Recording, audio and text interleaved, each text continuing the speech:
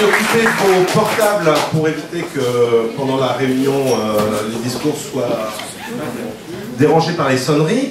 Alors tout d'abord, je vous prie de nous excuser et d'excuser David Rachlin qui était l'invité pour cette galette et qui malheureusement a eu un petit souci de santé. Il devait faire l'aller-retour exprès de Fréjus dans la journée en train pour venir parmi nous.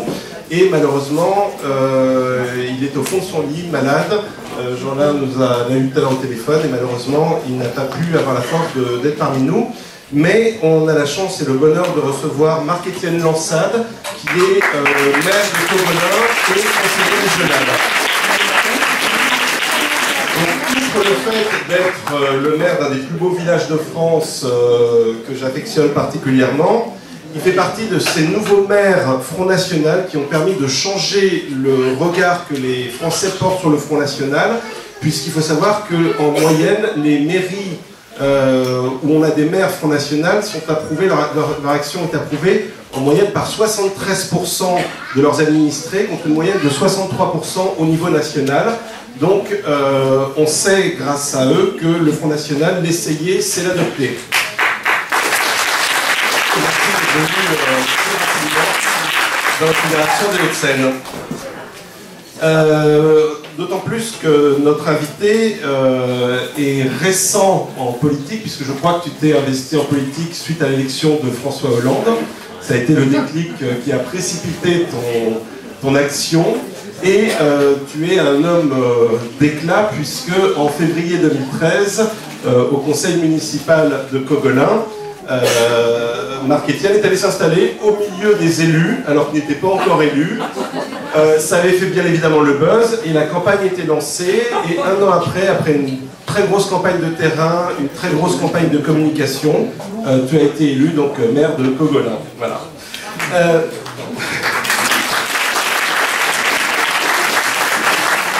Nous sommes ici réunis à la salle du Marchand de Boulogne, où nous avions effectué la galette en 2012, sous l'égide de Rémi Carillon, notre secrétaire départemental d'alors. Et à l'époque, on était en construction, nous n'avions qu'un seul conseiller municipal pour tous les Hauts-de-Seine. Depuis, nos équipes d'élus se sont étoffées, puisque nous avons la chance maintenant d'avoir 2 conseillers régionaux pour les Hauts-de-Seine, qui sont Jean-Lin Lacapelle et Axel Lousteau. Nous avons aussi le plaisir d'avoir d'autres conseillers régionaux qui sont présents aujourd'hui. Karim Mouchik, qui est le président du Ciel.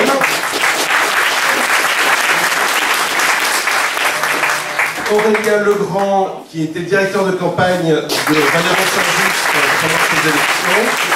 Et Yasmine Belzelmat, qui est conseillère régionale dans les Yvelines.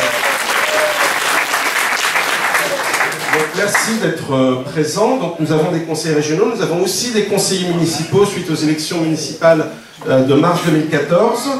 Donc, je voudrais vous présenter Floriane Deniot, qui est conseillère municipale à Courbevoie, en compagnie de Richard Proche, qui malheureusement a été retenu. Nous avons aussi Laurent Salle, qui est conseiller municipal de Suresnes, en compagnie de Nicole Hervé, qui elle aussi a été retenu. François Meunier, qui est conseiller municipal d'Antony, qui est au fond de la salle.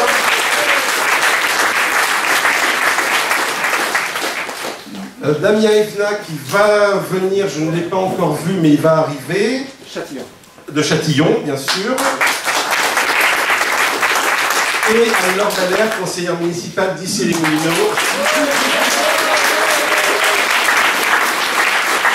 Et pareil, il manque Tomiano, qui est conseiller municipal de Villeneuve, j'espère qu'il va arriver. Donc toute cette densification de nos élus à toutes les strates ouvre une nouvelle ère en Ile-de-France et plus largement aussi dans la France entière. Et Jean-Lin Lacapelle donc, a été nommé secrétaire national aux fédérations et à l'implantation. Donc il va vous expliquer un petit peu aussi son action, qui a vocation à coordonner, professionnaliser les actions de nos élus et de nos responsables départementaux, puisqu'aujourd'hui le Front National c'est 1600 élus municipaux, des dizaines de conseillers départementaux et 358 conseillers régionaux.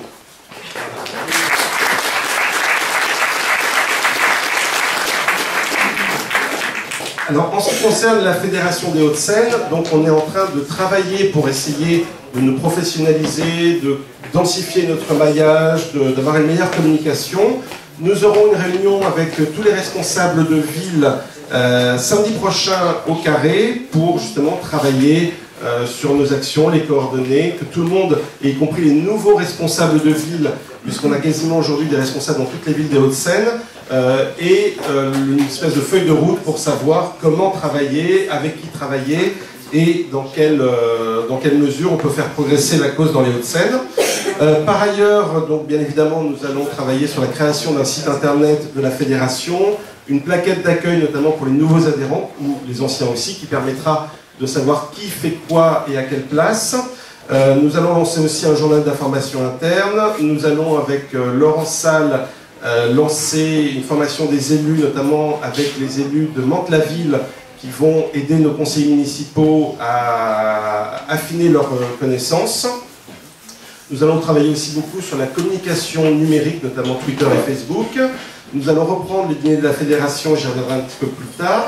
Et on va essayer de multiplier les opérations coup de poing dès lors qu'il y aura des élus de l'UMP ou du PS ou François Hollande qui seront dans le département. Nous irons là où l'action se passe pour faire entendre la voix des patriotes. Vous avez reçu pour la première fois des SMS pour cette réunion, donc pareil, beaucoup d'entre vous n'aviez pas les informations jusqu'à maintenant puisque tout le monde ne bénéficie pas d'un mail et ceux qui l'ont ne regardent pas systématiquement leur mail.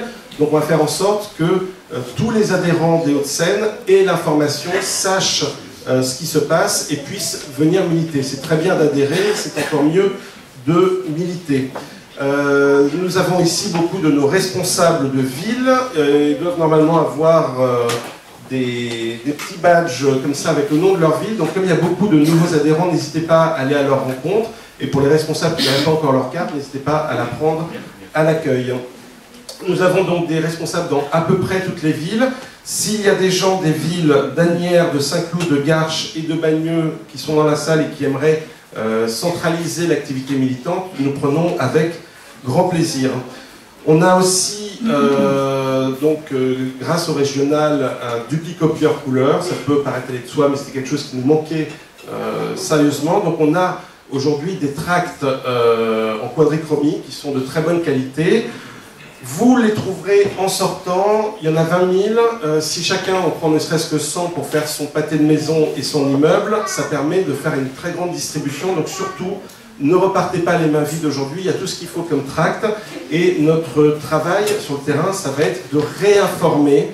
On a compris entre les deux tours des régionales à quel point le système avait peur de nous et à quel point ils étaient prêts à tous les mensonges et toutes les tentatives d'enfumage pour empêcher le Front National d'être élu et d'avoir les mêmes résultats au niveau régional que ce que nos maires ont déjà réalisé. Donc on a besoin de vous pour communiquer sur le terrain. N'hésitez pas à dire à vos proches que vous êtes adhérents. Voilà, il n'y a aucune honte à être patriote, à aimer son pays. Donc n'ayez pas peur de le revendiquer haut et fort auprès de vos amis, de votre famille, de vos voisins. Qui sachent qu'il y a des gens qui sont très bien au Front National et que ce qu'ils vont pouvoir entendre sur Marine et le Front National pendant l'année et demie qui nous emmènera sur la prochaine élection, à savoir la présidentielle, qu'ils sachent que tout ce qui est dit dans les médias est faux et qu'on est là pour apporter des solutions et en aucun cas être un problème. Je termine très rapidement sur, comme je disais, la prochaine élection, ça sera les présidentielles et législatives. Dans ce cadre-là, d'ailleurs, on va s'organiser avec des responsables de circonscriptions législatives. Donc il y aura 13 responsables de circonscriptions législatives dans les Hauts-de-Seine. Et en revanche, il y aura une élection juste à côté de chez nous, le 13 et 20 mars. C'est dans la deuxième circonscription des Yvelines, qui inclut Vélizy, Versailles et Chevreuse, donc juste à côté. Donc je sais qu'on a quelques colleurs d'affiches fous dans le 92 qui commençaient depuis un mois à tourner en rond, à ne pas pouvoir coller d'affiches. On va pouvoir aller faire campagne et aider nos candidats dans les Yvelines. Je vous remercie, je vais donner la parole à Jean-Léon Lacapelle qui va vous expliquer un petit peu quelle est son action. Je vous remercie.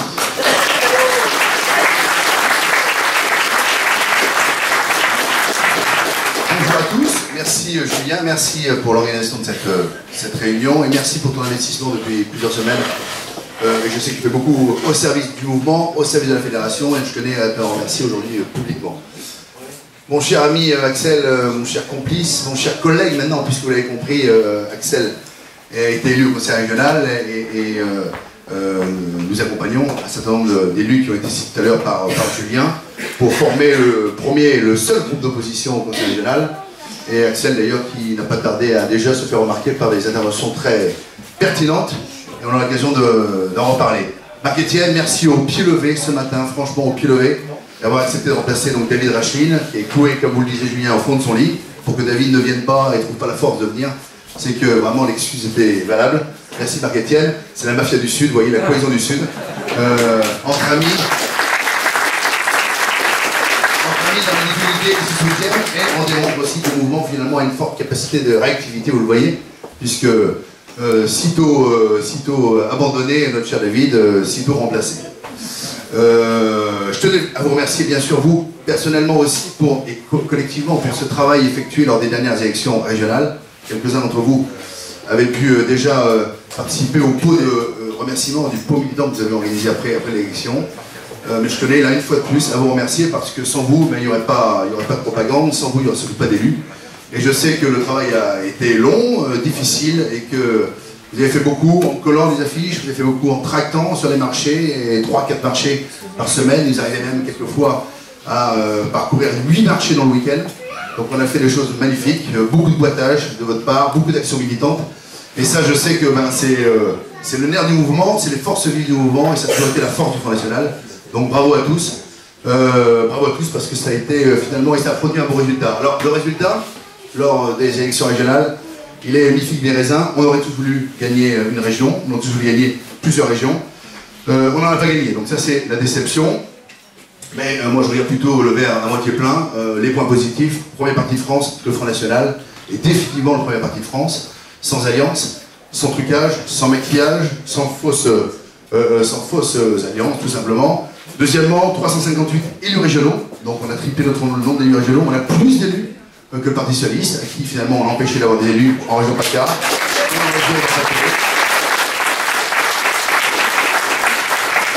Des très beaux second tours, puisqu'on a réalisé, vous le savez, jusqu'à 45% dans la région de Marc-Étienne, derrière Marion, 42% dans le Pas-de-Calais avec Marine, et très beaux résultats aussi, bien sûr, avec Florian dans l'Est, Sophie en Alsace.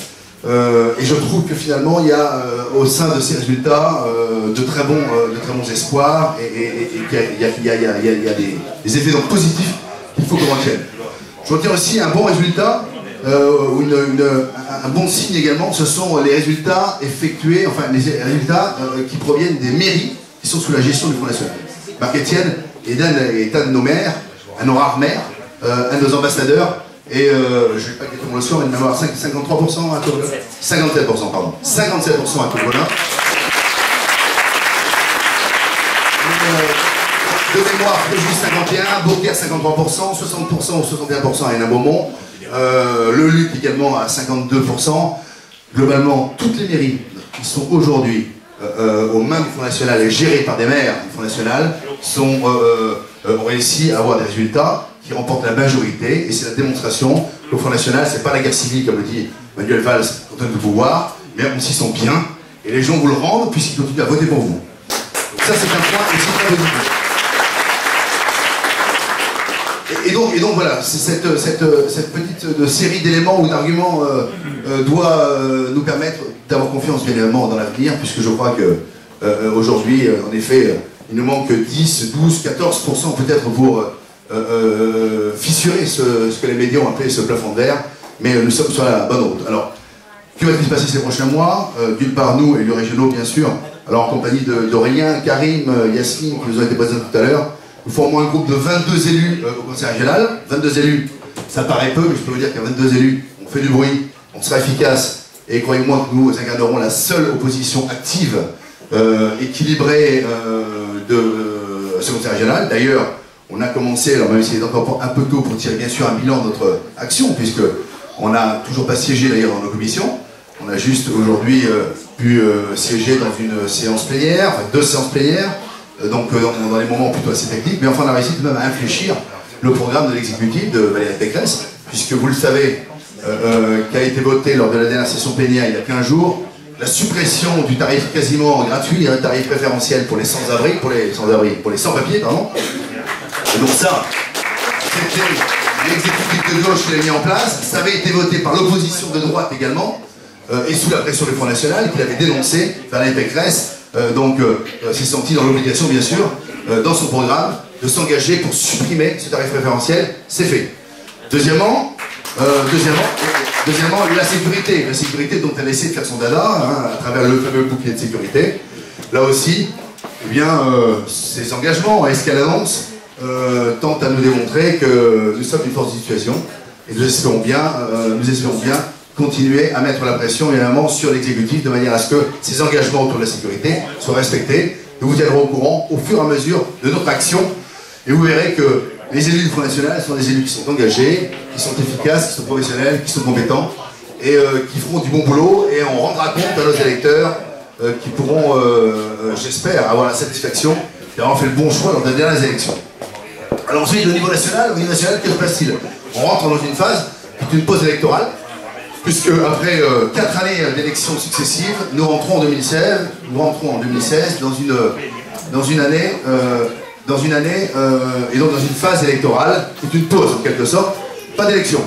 Donc c'est bien, c'est pas pour ça que nous allons rien faire, justement, nous sommes à 16 mois d'élection présidentielle, et cette année donc, de transition, cette année de préparation, de manière à ce que le chemin tracé pour l'élection présidentielle, avec notre candidate Marine Le Pen, soit un chemin eh bien, qui l'amène à la victoire. Alors que va-t-il se passer, puisqu'en ce moment on en parle beaucoup dans les médias, Marine a pris la décision, à l'instar d'un avant chef d'État, ou d'un futur chef d'État, et je dirais, pour faire le parallèle aussi avec la vie privée, ou le secteur privé que je connais bien, à l'instar d'un bon chef d'entreprise, Marine a pris la décision d'organiser un séminaire présidentiel, séminaire dans lequel l'état d'esprit sera constructif, et dans lequel l'état d'esprit sera sans tabou, et je la cite, et dans lequel l'objectif sera simplement de se poser de bonnes questions.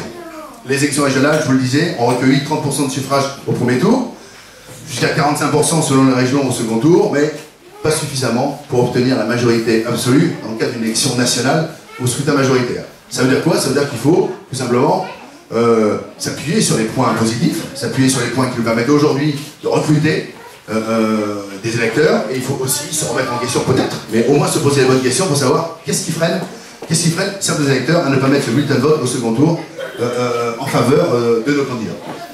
Et Marine donc organise avec beaucoup de maturité, je trouve, ce séminaire où le bureau politique se rassemblera, les parlementaires seront bien sûr également présents, et quelques invités à l'extérieur pouvant apporter une valeur ajoutée, viendront donc se rassembler autour de nous et réfléchir. Donc l'idée bien évidemment n'est pas de faire des mauvais esprits, l'idée simplement est de se poser la bonne question. Donc aujourd'hui on ne fera pas le séminaire avant le séminaire, donc je ne m'engagerai pas sur ce sujet-là, j'en connais d'ailleurs pas l'ordre du jour que Marine a défini, mais nous serons tous la semaine prochaine donc réunis pour essayer d'aborder ce sujet.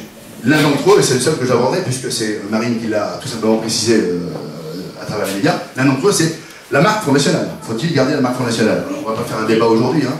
Je vais juste donner moi mon avis par exemple, hein. Mais certains pensent que ce mouvement peut changer de marque et que changer de marque pourrait nous permettre de recruter, c'est un langage que j'utilisais hier, mais recruter de nouveaux consommateurs en quelque sorte, donc de recruter de nouveaux électeurs. Je pense que oui, avec un changement de marque, on peut recruter quelques consommateurs, et je crois aussi qu'en changeant de marque, on peut perdre beaucoup de consommateurs. Donc ça c'est mon avis, donc je vois plus de risques que d'avantages à changer de marque, et vous comme moi, qui avons été sur les marchés, je n'ai pas souvent entendu, et j'ai même rarement entendu des gens qui disaient « tant que vous êtes à la Front National, je ne voterai pas pour vous ».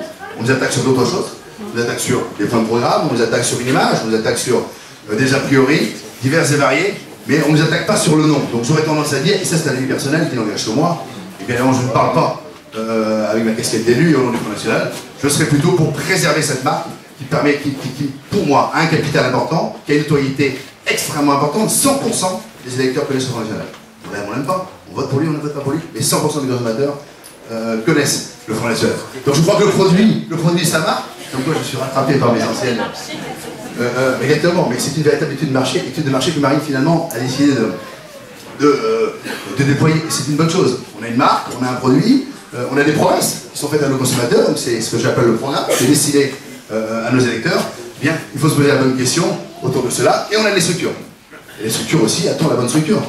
Les plus beaux fleurons de l'industrie française, je cite L'Oréal parce que je suis au sein de L'Oréal, tous les 3 ans se remettent en question. Tous les 3 ans se disent, est-ce qu'on a la bonne... Ils sont leaders au monde, et tous les 3 ans ils se disent, est-ce que j'ai la bonne organisation? Est-ce que j'ai le bon produit? Est-ce que j'ai la bonne marque? Est-ce que j'ai la bonne promesse? Et on doit faire la même chose. Un mouvement politique doit se gérer aussi comme une entreprise. Ça n'est pas une entreprise comme une autre, c'est aussi une entreprise. Et je pense qu'il y a des méthodes utilisées dans le privé qui peuvent se dupliquer, et s'appliquer dans l'environnement politique. Et voilà, j'en reviens donc juste pour répondre à la première question que formulait tout à l'heure Julien. Donc à vous parler de moi, de mon rôle et du rôle dans lequel je vais m'inscrire au sein du Front National. Donc Marine m'a donné cette chance de pouvoir m'intégrer dans l'organigramme, donc avec la fonction de secrétaire national, aux fédérations et à l'implantation. Ça veut dire quoi? Ça veut dire en fait 3 casquettes. La première, secrétaire national aux fédérations, sous la responsabilité d'Atelier Figeaud. Donc ce secrétaire national rentrera dans mon périmètre. Et l'objectif, tout simplement, eh bien, c'est de nous occuper des fédérations. Donc d'avoir les bons hommes ou les bonnes femmes, c'est un peu plus trivial, mais enfin, on va dire les bons cadres au bon endroit, et ça c'est très important. On a 100 fédérations en France, il faut avoir les bons cadres au bon endroit, il faut avoir des structures de bureau qui soient efficaces, et donc il faut aller détecter des talents si on n'a pas les bons hommes au bon endroit, et il faut savoir aussi renouveler et apporter du sang neuf. Et donc je vais m'y atteler avec l'équipe déjà en place, et j'ai prévu déjà une quinzaine de déplacements en France, de manière à essayer de rencontrer tout simplement les fédérations, voir s'ils ont des problèmes, les aider, corriger, solutionner, et surtout essayer de mettre en avant des cadres politiques qui ont du talent. Donc on en a beaucoup, ce qu'il faut c'est qu'on en ait partout. Dans les structures de fédération, voilà, c'est beaucoup de boulot, et il va falloir que tout ça, également, on inculque aussi l'esprit de discipline, parce que je suis lancé du mouvement, parce que ça fait quand même 30 ans que je milite dans ce mouvement. J'ai connu ce mouvement avec beaucoup de discipline. Je retrouve un mouvement qui est extraordinairement puissant. Beaucoup de compétences, de nouvelles compétences sont arrivées au Front National. Mais il y a une petite chose qui s'est un petit peu dissipée, c'est l'état d'esprit, et c'est notamment l'esprit de discipline. Donc ça c'est quelque chose, moi, auquel je le tiens. Je crois dans un mouvement, on a reparlé, la liberté de pensée est importante, le débat est important, mais je crois que la discipline derrière son chef est primordiale, et c'est une clé de succès indispensable si on veut rester stable et si on veut conquérir la victoire. Donc c'est un point sur lequel aussi j'essaierai d'apporter ma contribution. Donc ça c'était ma casquette fédération. Ma casquette élection. Alors dans l'élection, pour moi, il y a 2 choses. Il y a d'abord l'élection, comme son nom l'indique, donc c'est préparer tout simplement le mouvement aussi aux élections législatives. Alors élection présidentielle, Marine va constituer son équipe, et ceci ça sur l'élection nationale. Ce qui va concerner les fédérations, c'est les élections législatives. Donc il va falloir qu'on ait des candidats dans toutes les circonscriptions. Donc premier boulot, d'abord, faire en sorte que dans les départements, il y ait des responsables de circonscription, efficaces, disponibles, mobilisés, qui connaissent le programme politique, qui sachent le relayer, qui soient donc bien formés, et qui puissent être demain, s'ils sont bons, et si on les évalue de bons responsables de circonscription, qui puissent être demain nos responsables de nos candidats législatifs. Ça c'est le premier point. Et le deuxième point, c'est les élus. Dans l'élection, pour moi, il y a aussi les élus. Donc tout à l'heure, Julien vous le disait, 1600 élus municipaux, 358 élus régionaux, des élus départementaux, nos maires, bien évidemment. Mais je crois qu'il y a un vrai besoin aujourd'hui de formation, notamment pour les élus régionaux et pour les élus municipaux. Donc nous allons tout simplement essayer de coordonner tout cela. Et ça, c'est un petit peu la troisième casquette sur laquelle j'entame ma réponse. Mais c'est d'essayer de coordonner ces formations. Vous avez Louis Alliot, qui est vice-président de la formation, Nicolas Bay, qui est secrétaire général du Front National. Et l'idée, simplement, c'est qu'on travaille ensemble et qu'on organise des modules communs. Très souvent, hier, les modules étaient organisés à gauche, d'autres à droite, et avaient le même contenu. Donc il faut arrêter de travailler chacun de son côté. Et comme la mode en ce moment, c'est vivre ensemble, c'est l'expression que je ne supporte pas. Je préfère le travailler ensemble. En revanche, et c'est vrai qu'il faut apprendre à travailler ensemble, parce que sinon on dépense une énergie inutile. Donc on va essayer de mettre en place, mais plus qu'essayer, puisque dès le mois de mars, on va pouvoir annoncer des modules communs pour les secrétaires départementaux, des modules communs pour les élus régionaux, des modules communs pour les élus municipaux, et qui vont se déployer en France avec, voilà, avec une partie théorique, avec une partie politique, avec une partie plus technique. Donc voilà ce que nous allons mettre en place. Et le dernier point, c'est de donner, donc puisque je parle des élus, c'est de donner une place aux élus dans l'organisation du mouvement, hein, puisqu'on a 358 élus, il y a beaucoup de gens qui n'étaient pas chez nous il y a encore quelques mois, qui n'étaient pas des cadres de chez nous, et il faut que nos élus aient une place dans les fédérations. Ce que le mouvement a donné aux élus, il faut que les élus sachent rendre au mouvement. Moi, je suis très attaché à cela. Les élus, ils sont toujours très forts, et je me mets dans les élus. Hein. On est toujours très forts pour connaître nos droits, c'est bien, mais on a beaucoup de devoirs aussi. Les devoirs, ça veut dire qu'il faut rendre au mouvement ce qu'il vous donne, ça veut dire faire rayonner, contribuer à ce que le mouvement rayonne, et donc se mobiliser aussi. Donc je pense que les élus, on doit avoir, notamment les élus régionaux, doivent avoir une place dans les fédérations ou dans l'appareil du mouvement, et d'avoir une place de toute façon dans le mouvement politique, de manière à tout simplement contribuer à son développement et à son rayonnement. Voilà, le soir, j'avais dit que je parlerais 5 minutes, finalement j'ai parlé un peu plus que 5 minutes. Ce que je tenais, c'est encore un peu plus à vous remercier pour cette mobilisation. Donc année 2016, année de pause électorale, année de préparation, année d'anticipation. Eh bien, tous ensemble, je compte sur vous, bien sûr, pour vous souhaiter d'abord, puisque j'ai quelques heures encore pour respecter la tradition, quelques heures pour vous souhaiter une très bonne année.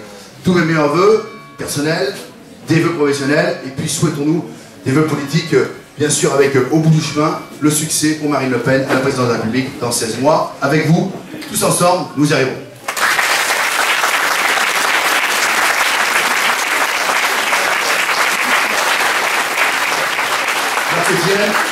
Conseiller régional de PACA, maire de Cogolin, merci encore.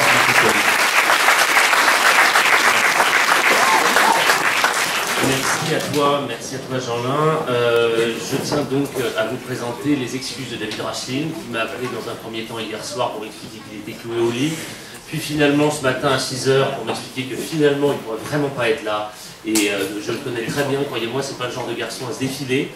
Il vous présente une excellente année de la part du Var, et je vais essayer, un Varois en cache un autre, et je vais donc essayer de vous faire un petit peu partager mon expérience. Mon parcours, effectivement, Julien, tu le rappelais, je me suis fait connaître au début à Cogolin en arrivant à un conseil municipal. Et pourquoi je suis arrivé à ce conseil municipal alors que je n'y connaissais personne? Parce que moi, je suis parisien. J'habitais à Levallois-Perret, donc il y a encore 3 ans, je serais probablement parmi vous si je n'avais pas décidé d'avoir un engagement politique plus important.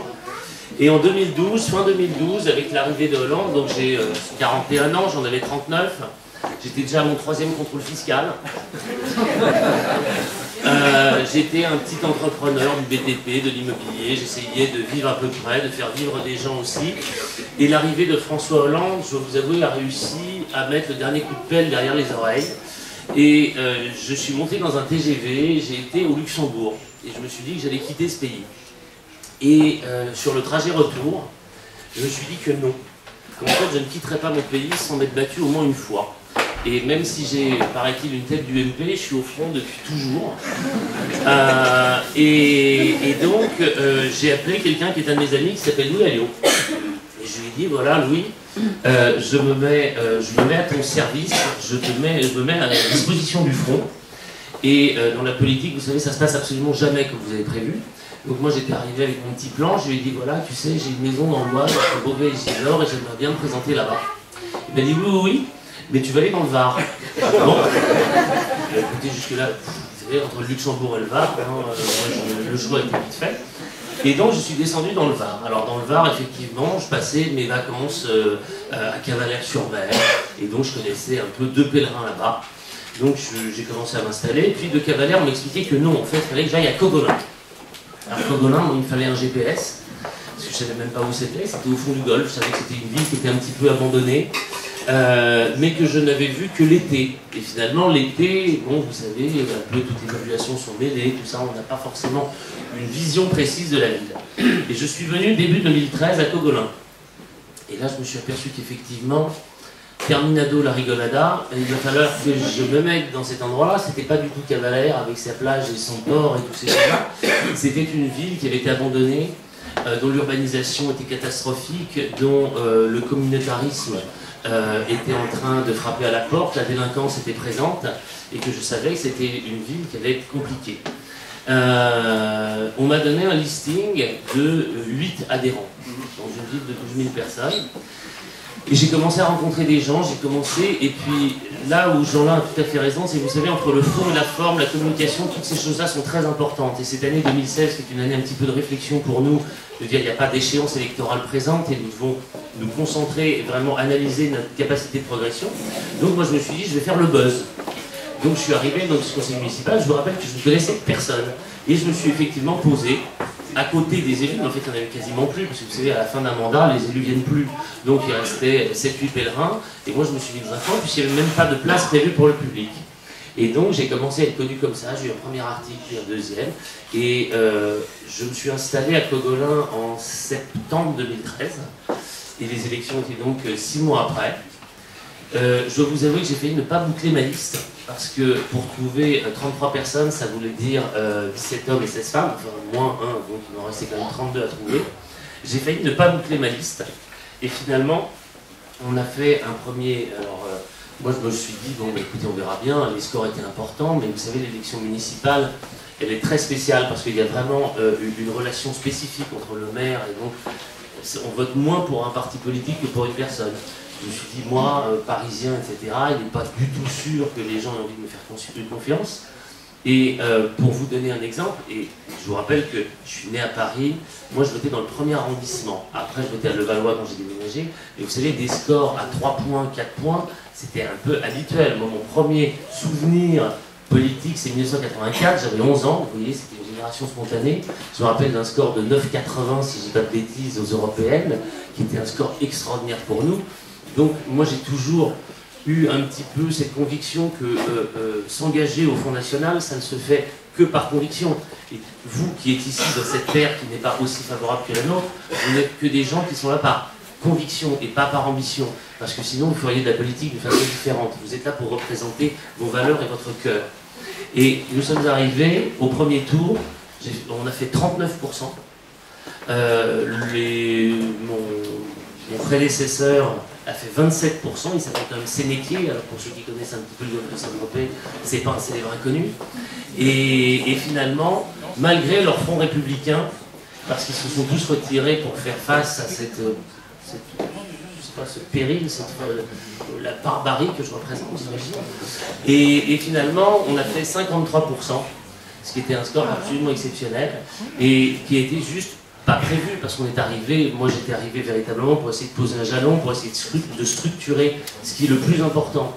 Parce que notre mouvement politique, contrairement aux autres mouvements qui sont huilés, financés, et on sait comment, d'une façon absolument extraordinairement structurée, nous on pêche de ce côté-là. Et ça c'est vraiment important qu'aujourd'hui on essaie de se remettre vraiment en question de ce point de vue. Donc oui, j'ai quitté la région parisienne où j'avais l'impression d'être un paria dans les dîners en ville quand on disait il y a 15 ans, 20 ans qu'on était au front. On avait vraiment l'impression d'être le dernier des derniers. Et ça a changé. Et même si vous n'en avez pas conscience, ça change, y compris ici. Vous êtes des précurseurs, vous êtes ceux qui n'ont pas honte de vous afficher parce que le militantisme, en fait, passer le pas du simple électorat au militantisme, ça demande un courage, et je vous félicite parce que je sais qu'en région parisienne, c'est pas facile. Je voulais vous dire, excusez-moi, mon discours, il est depuis 6 heures ce matin, j'ai pas réussi à faire grand-chose. Effectivement, c'est l'exemplarité qui compte, et si on a eu beaucoup de mal à remonter l'image du Front National après les mairies de 95, vous savez, on sort effectivement d'une élection régionale. J'avais l'honneur de mener la liste dans le Var, pour votre information, pour vous remonter le moral, pour vous dire qu'on est en France, hein, dans le Var aussi, et qu'on réussit à faire des scores qui sont importants parce que c'est une espèce de cercle vertueux. C'est-à-dire que plus on se montre, plus les gens viennent vers vous et plus sont convaincus. Effectivement, le fait d'avoir aujourd'hui la chance d'avoir des villes qui fonctionnent bien, parce que je vais pouvoir vanter d'autant plus les mérites de David, parce que lui, il a une ville qui est d'une taille importante, c'est 60 000 habitants, moi j'ai une ville de 12 000 habitants, c'est quand même plus anecdotique, mais une ville de 60 000 habitants comme Fréjus a été désendettée de 13 millions d'euros la première année, sans augmentation d'impôts.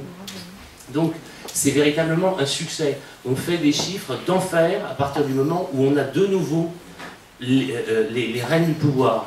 Pour vous expliquer la situation, par exemple dans le Var, je vais vous parler de ce que je connais le mieux, on se trimballe toujours comme un chewing-gum accroché à la chaussure, Toulon et 1995. Et pour vous dire que chacun d'entre nous, une fois que nous avons des fonctions, une fois que nous sommes élus, on a véritablement un devoir d'exemplarité. Bon, déjà, je ne vous raconte pas, on est surveillé comme le lait sur le feu, on ne peut pas bouger une oreille sans avoir 3 journalistes d'une mauvaise foi de communistes absolument incroyable.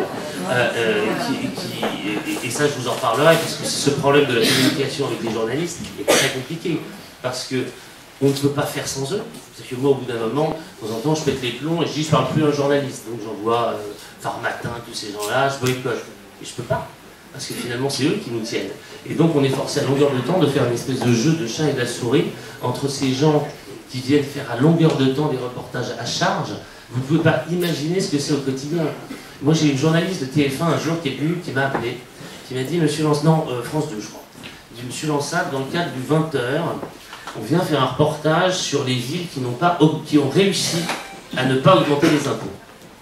C'est effectivement, dans la campagne, je m'étais engagé à ne pas augmenter les impôts et non pas à baisser les impôts, ce qui aurait été totalement délirant parce que la situation de la ville ne le permet pas. Elle le permettra peut-être à terme de mon mandat, mais c'était inenvisageable de baisser les impôts dans un premier temps. Donc cette journaliste est arrivée avec le grand sourire en m'expliquant, alors Monsieur Lansat, comment vous avez fait pour faire ça? Et là, je lui explique, j'ai baissé des dépenses sociales, etc., mais j'ai augmenté considérablement la sécurité parce qu'à Cogolin, j'ai doublé les forces de police municipale. Quand je suis arrivé, j'avais une ville avec, allez, je vais vous dire, peut-être une 50aine de jeunes délinquants qui avaient l'impression que la ville leur appartenait. Je peux vous assurer que vous pouvez venir, que maintenant, ils ne sont plus là, ces 50.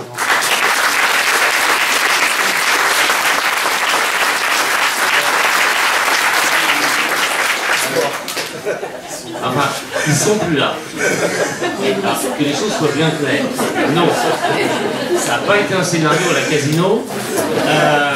Je dirais que quand je suis arrivé à Cogolin, j'avais même pas, je crois que j'avais 14 policiers municipaux. Maintenant, j'en ai 27. Puis j'ai recruté des profils plutôt toniques, élevés au grain.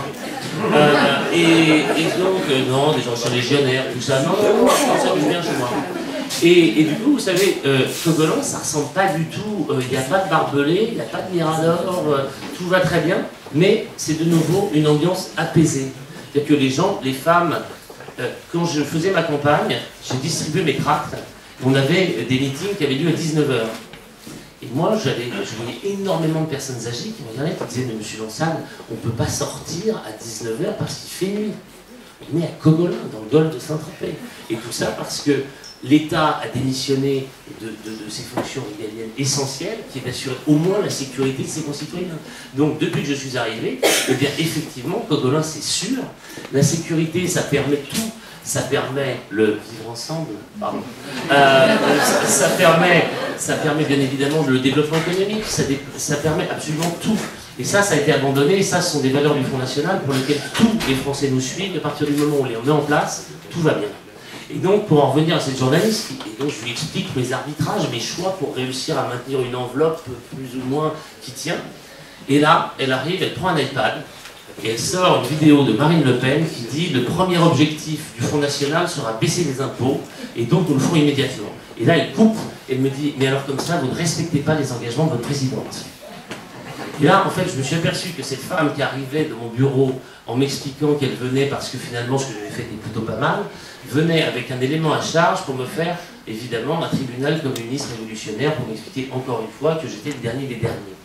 Tout ce qui est donné par la presse, et c'est pour ça que notre travail de réinformation est très important, tout ce qui est donné par la presse ne l'est que de façon partiale et à charge. Il faut bien que vous compreniez que le système politico-médiatique de ce pays n'a pas du tout l'intention de nous laisser prendre les rênes de notre pays. Parce qu'aujourd'hui, ils vivent tous dans un équilibre qui est parfaitement confortable, et ils ne veulent surtout pas changer ça. Donc nous qui arrivons avec une volonté de remettre le système totalement en cause et non pas d'en changer quelques virgules, parce que nous ne proposons pas une alternance, mais une véritable alternative au Front National, et sachez que c'est possible. Donc la région parisienne, vous êtes très motivés et je vous en félicite parce que vous êtes des précurseurs, mais sachez que ça peut suivre et qu'un jour, ici en Ile-de-France aussi, vous pourrez avoir des scores comme les nôtres de 20, 30, 40%, peut-être même beaucoup plus, parce que les faits nous ont donné raison. Vous savez, l'évolution du Front National, à mon sens, elle se fait essentiellement parce que sur les sujets sociétaux, tous les Français nous donnent raison. Non, l'immigration n'a pas été une chance pour la France. Je suis désolé, moi j'ai été élevé avec toute une espèce de système éducatif totalement pervers qui est dans la haine de notre pays, dans la repentance permanente, dans la honte. Et bien ça, nous, c'est non merci.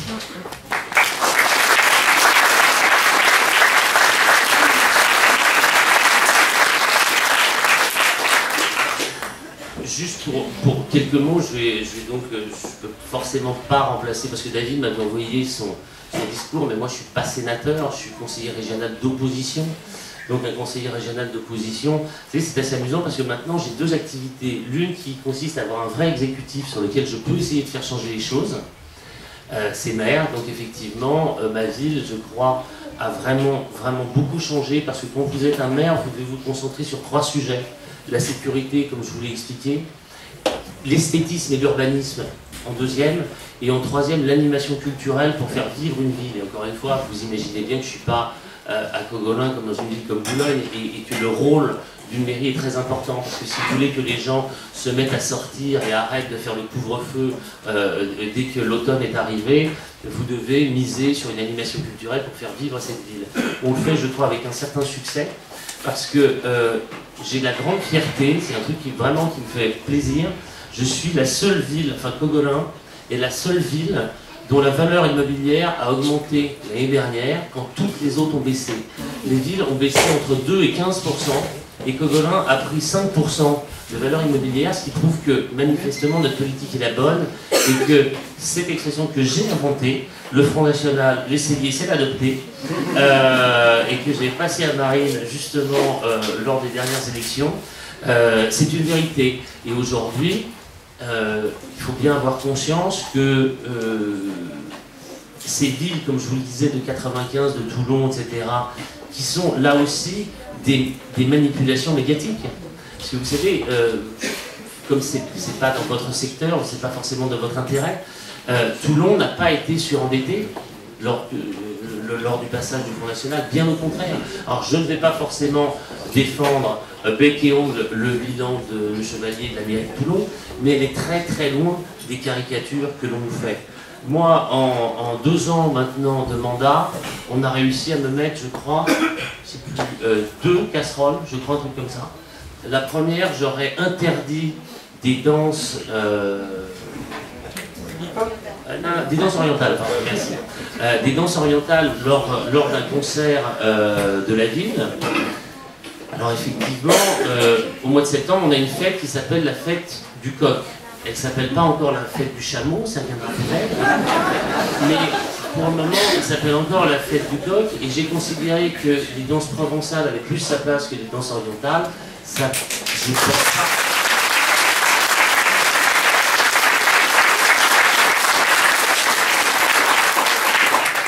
Je ne pense pas que ça fasse de moi un dangereux totalitariste, pardon. Et donc voilà. Et l'autre chose, ils m'ont expliqué que j'avais augmenté mes indemnités, alors que j'ai dû publier dans tous les sens, que je les avais au contraire baissées de, je crois, 30%, je ne sais plus. Et donc, à longueur de temps, nous n'avons qu'un relationnel à charge avec la presse. C'est vraiment quelque chose qui est compliqué à gérer, mais pour lequel notre professionnalisation du mouvement va devoir vraiment s'atteler et faire en sorte que tous nos élus, tous nos représentants aient également cette capacité à se confronter à cette presse qui nous veut à longueur de temps du mal et qui est prêt à prendre. Vous savez, quand je vais dans un congrès, il se trouve que j'ai un de mes adjoints, qui est mon adjoint au sport, qui fait 1,5 fois ma taille, je pense, qui est rasé et qui est en nation boxeur et donc qui a vraiment le profil bien des années 80, vous voyez, je veux dire, quand on était bien tenu. À chaque fois qu'il y a des journalistes, ils se précipitent sur lui. À chaque fois. Parce que ce qu'il faut qu'il passe, ça ne doit pas être le mec qui est propre sur lui, qui va bien. Non, ça c'est pas possible. Il faut que ça soit la caricature du bon faf. parce que ça, c'est ce qu'ils veulent. Et ça, il ne faut pas leur donner ce plaisir. Et il faut effectivement donner une image qui soit conforme à la direction du mouvement, à la direction prise par notre présidente. Et ça, c'est la raison pour laquelle on doit vraiment tous faire un effort, parce que nous sommes tous des ambassadeurs du Front National. Vous n'êtes pas des simples électeurs, vous êtes des militants, votre présence ici l'atteste. Et sachez que l'image que vous donnez, et donc tous les éventuels excès de langage qu'on peut avoir, qui peut nous arriver dans des cercles privés, d'avoir certains emballements encore, même si on n'est plus tout jeune, mais ça peut nous arriver d'être encore un petit peu... Ouais, un peu.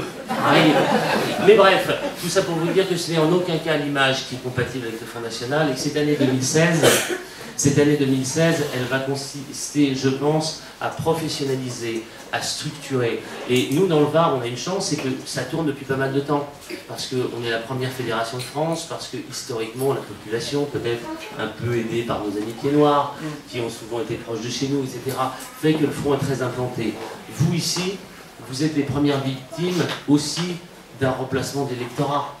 Ne l'oubliez pas, parce que la réalité, c'est que dans plein d'endroits, alors j'ai pas envie de finir en prison tout de suite, donc je sais plus tellement ce que je peux réussir à dire, mais il est évident qu'il y a toute une partie de l'électorat qui, fondamentalement, structurellement, nous est opposée, parce qu'elle est opposée à la France. Parce qu'ici, nous avons aujourd'hui...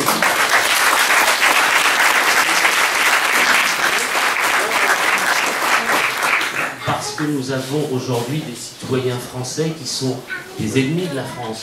Et ce n'est pas forcément ceux qui prennent les armes, c'est ceux qui n'aiment pas la France, qui préfèrent un autre pays. La binationalité est un sujet. Moi, personnellement, je vais beaucoup plus loin dans cette réflexion. Je trouve que la binationalité est un problème. Cette existence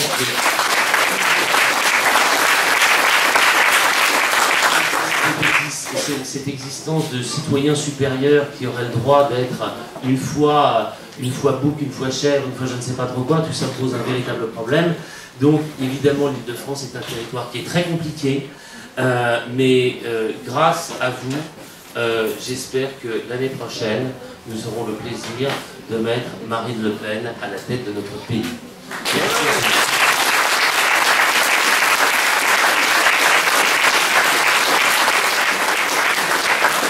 Et je finirai par un vive Marine, vive le Front National et vive la France.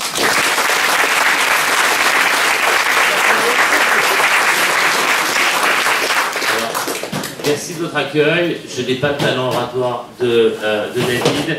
Merci beaucoup. Et je ne vais pas lancer la Marseillaise parce que sinon ça ne va pas être possible. Je ne sais pas si vous entendez ma voix, mais vous n'allez pas faire une affaire. Alors, on va quand même chanter la Marseillaise. En revanche, j'avais oublié de vous parler de cette affiche. Vous êtes les premiers en France à la voir, puisqu'elle n'a pas encore été imprimée. J'ai réussi à récupérer celle du carré du siège. C'est le bon à tirer qui a été validé. Elles vont très rapidement être distribuées dans les fédérations. Je vous rappelle juste en partant de ne pas oublier de prendre des tracts, c'est vraiment le plus important de la journée. Je voudrais donc te remercier énormément déjà de la qualité de ton intervention et du fait d'être parmi nous. Et tu vois qu'effectivement, nous étions beaucoup aujourd'hui. Et maintenant, place à la galette qui est très bonne, qui est préparée par Walter, un de nos militants, le cidre venant de chez Alain Ségé, qui a travaillé sur les fichiers pendant très longtemps et qui est aujourd'hui caviste rue Jean Mermoz à Paris. N'hésitez pas à aller le voir, il fait des très bonnes choses. Ben, je vous remercie, la Marseillaise, puis la galette. Allons, enfants de la patrie, le jour de gloire est arrivé. Contre nous de la tyrannie, l'étendard sanglant est levé. L'étendard sanglant est levé. Entendez-vous dans nos campagnes mugir ces féroces soldats qui viennent jusque dans nos bras, égorger nos fils et nos compagnes. Aux armes, citoyens, formez vos bataillons, marchons, marchons, qu'un sang impur abreuve nos sillons. Vive la France, vive le Bon, vous arrivez.